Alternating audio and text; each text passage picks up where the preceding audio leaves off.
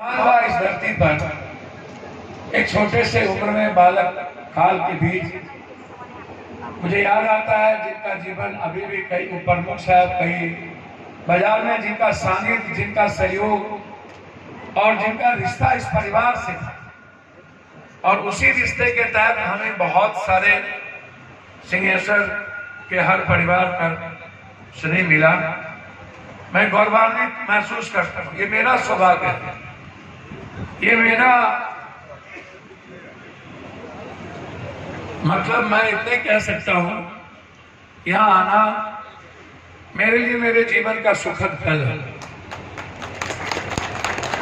मैं एक पल पल एक नई जीवन को जीने की प्रयास करता रहता हूं। मेरे जीवन में कुछ भी परंपरा नहीं है। वर्तमान में मैं जीने का हमेशा प्रयास करता हूं। पास्ट और फ्यूचर की बात मैं जीवन में कभी करता नहीं।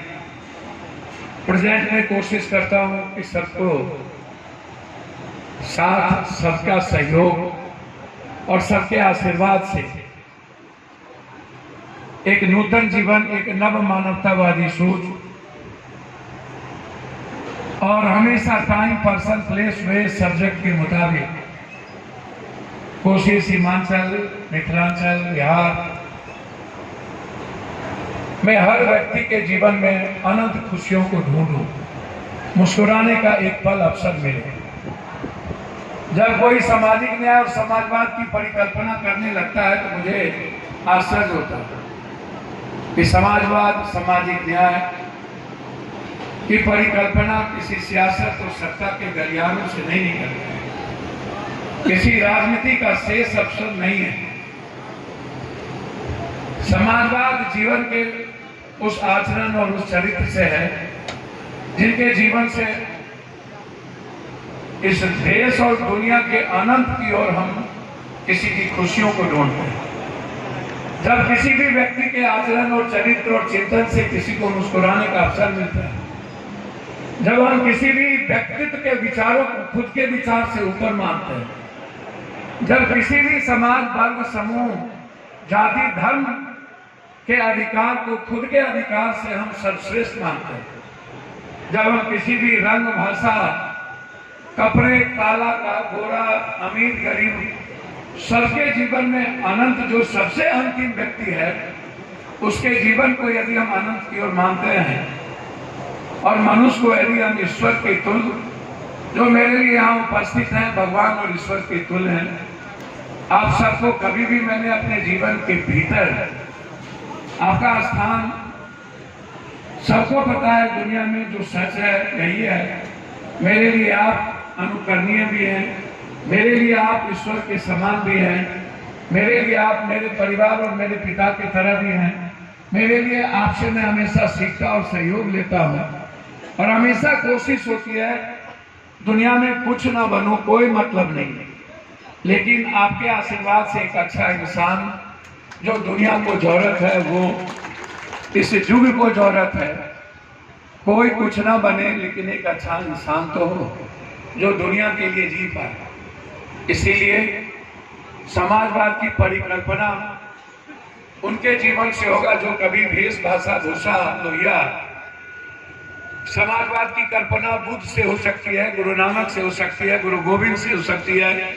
समाजवाद की परिकल्पना कबीर से हो सकता है, वाल्मीकि से हो सकता है, संत रविदास से हो सकता है, मन करे संगा कठौती में गंगा। समाजवाद की परिकल्पना सियासत के गलियारों से नहीं की जा सकती, जो सिर्फ सत्ता पे जाकर रुक जाता है। सामाजिक न्याय की अवधारणा अंतिम व्यक्ति से शुरुआत होती है, जब हमारा आचरण दूसरों के जीवन को सर्वश्रेष्ठ मानता है, जब मेरा चिंतन और मेरा चरित्र, मेरा कर्तव्य जब मानव जीवन की खुशियों को ढूंढता हो। जब कभी कभी सियासत के समय सामाजिक न्याय की बात आती है तो मुझे भीतर से बहुत आश्चर्य होता है कि क्या सामाजिक न्याय चुनाव के मौसम के लिए ही मात्र बाकी रह जाता है। और ऐसे ही समय उपेंद्र बाबू जैसे लोग याद आ जाते हैं, ऐसे ही समय उपेंद्र बाबू जैसी कीर्ति याद आ जाती है। ऐसे ही समय हमारे जिन्होंने इस इलाके में कीर्ति बाबू कॉलेज का निर्माण किया, उनके जीवन की कीर्ति बाबू जैसे व्यक्तित्व को याद आ जाता है। ऐसे ही समय इस इलाके में भूपेंद्र बाबू हो या शहीद सूरज नारायण सिंह हो, बीपी मंडल जी हो, जिसको आप याद करते हैं उसमें सार्वभौमिकता भी होनी चाहिए। जब आप याद करते हैं बीपी मंडल भूपेंद्र बाबू तक या कीर्ति बाबू भूपेंद्र बाबू तक तो शेष स्मृति रह जाता है, लेकिन जीवन में वसुधैव और सार्वभौमिकता के साथ यदि आपका दर्शन और आपका भाव यदि व्यापक हो तो आपकी जो समाजवाद और सामाजिक न्याय की आपकी जो पहल होगी वो आपको आने वाले समय में, जिसकी संख्या बहुत ज्यादा है, यदि आप उस संख्या की वृद्धि के साथ इस देश के निर्माण में आपकी भागीदारी हो तो जो चिंतन दिनेश बाबू, भूपेंद्र बाबू जैसे लोगों की एक टीम थी, मुझे याद है प्रमुख साहब नहीं रहे श्याम बाबू, वो 10-15 आदमी की टीम, मुझे वो याद है समाजवाद और जब वो शिवसिक सेना बना था उसके पहले क्या परिकल्पना थी और क्या शोषण था इस कोसी सीमांचल में, जिसकी नींव हमारे इसी घर पर यहीं से एक बड़े व्यापक नीति की रखी गई।